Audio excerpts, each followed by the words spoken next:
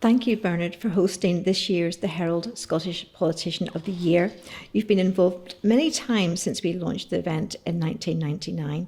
What do the awards mean to you, and what are your personal memories? Well, I think the awards are important because if you look at the Westminster Parliament, there are all sorts of awards ceremonies which are pinned to that Parliament. The Herald Scottish Politician of the Year award in that sense is unique, and it's great that the Herald have an association with this going back 24 years. I suppose that my early memories were that I think for about the first decade of the awards, they used to actually be filmed by STV and shown on television on a Sunday night, and my job initially was to top and tail the awards ceremony, which was always presented in the early days by Shireen Nanjiani. I also have fond memories of the entertainment because the night's a fun night. It's not all serious politics. And the first individual who provided the entertainment on the very first awards ceremony was Angus Dayton. And the second individual on year two was Ronnie Corbett. First year, we were at the National Museum of Scotland, and then of course the ceremony transferred to Prestonfield House, which is just a magnificent venue. What I remember about it most, it's a convivial evening. It brings politicians together, business leaders, civic leaders. It gives them the opportunity in that horrible word network. It just means basically talking to people, having a good time, and also recognising the achievements not only of politicians on the night, but people who have made a real contribution to their communities, because the awards ceremony has very much, it's changed over the years. It tended to be strictly politicians in the early days. Now the canvas of awards is much broader.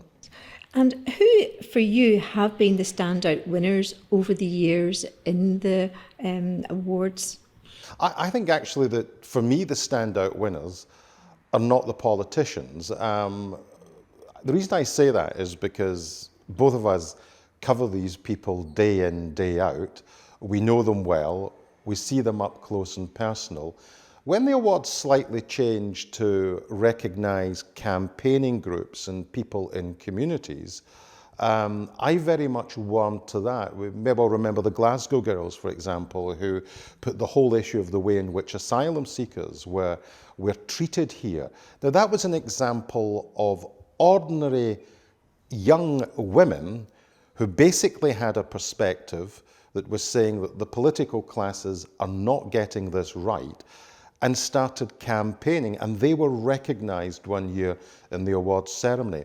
I was also delighted that, again, a campaigning group that was awarded a gong was the Clydeside Action on Asbestos, which has done terrific work for people that have suffered as a result of working with asbestos. So the fact that the awards not only recognise politicians, but they recognise the contributions that ordinary folk make, not only to causes but to their communities, is the stuff that I've liked the best. Yes, indeed. I remember those campaigns, both of them very well indeed, and the Herald's coverage of them. What for you have been the standout moments of the awards over the past 25 years? I suppose that it comes as no surprise that there have been multiple award winners. If you're a senior politician, Donald Dewar, Alex Salmond, Nicola Sturgeon, a First Minister, or you've been a prominent Scot at Westminster like Gordon Brown and Alistair Darling, who at different times were Chancellor of the Exchequer in the Blair governments, then you almost start with a head start, don't you?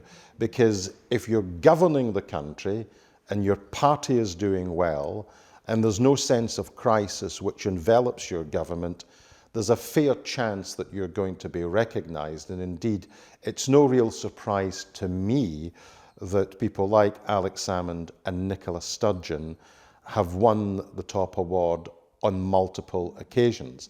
Of course, if we go back to 1999, it was almost inevitable that the Scottish Politician of the Year on the first year was Donald Dewar.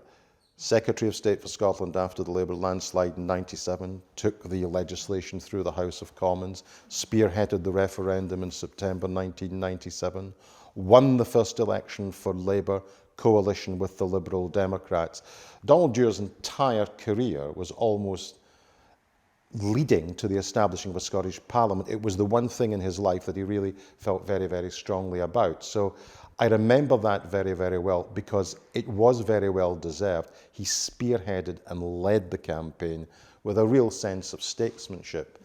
Dare I say it, a sense of statesmanship which appears to be disappearing in politics now. I'm sure that was quite an emotional night, actually, when he won that award, in fact. And in terms of this year, what category interests you most then this year? I mean, I'll be looking for the campaigner of the year again. I mean, and I'm also looking for local politicians. Again, this wasn't always a category if we go back to 1999. It wasn't always that you recognised local councillors. Why do I think it's important that local councillors are recognised? 129 MSPs make laws and they spend money. They don't run services. They don't run a single service. The 32 councils in Scotland provide services. They're on the front line of public service delivery. And therefore, the job of councillors is arguably, from the point of view of public service delivery, much more important than the job of an MSP who simply sits there and legislates. So I'm delighted that the Herald recognises the contribution of local government, and it will be interesting to see who wins it this year. In terms of this year, 2023 has been a real roller coaster of a year in Scottish politics. What are your thoughts on this momentous year so far? I think this is a year of two parliaments. I think it's a year of two leaders, and I think it's a year of two parties where the electorate, and there's quite a lot of evidence for this, are falling out of love with them. If we look at the opinion polls, if we look at the by-elections south of the border, it is very difficult indeed to construct any argument for Rishi Sunak winning a general election next year. The electoral calculus looks absolutely horrific from his point of view, and Labour are absolutely now in the electoral game, not only in England, but in Scotland as well. Rutherglen and Hamilton West, huge swing to Labour, 20.4%, consistently good opinion poll ratings. I think we can conclude that the electoral high point of the SNP has now passed, and therefore this year has been a story of two leaders, Humza Yousaf and Rishi Sunak, having real difficulties to assert their authority, their parties struggling in a way that they haven't struggled in the past. And of course, what it means is that we look ahead to 2024, the real possibility that the Conservatives will not only lose throughout the UK, they will go down to a landslide defeat, and also the possibility that that potential Labour victory will also be made in Scotland, because if the kind of swing that Labour got in Rutherglen and Hamilton West were to be replicated, the SNP would probably be losing most of their seats. So it's been a big year. It's potentially a pivotal year. How pivotal is it? Well, if 2023 is really pivotal, we'll know in 2024, because we'll have a general election. Indeed, it's going to be hugely exciting next year as well. Thank you very much, Bernard. You're welcome.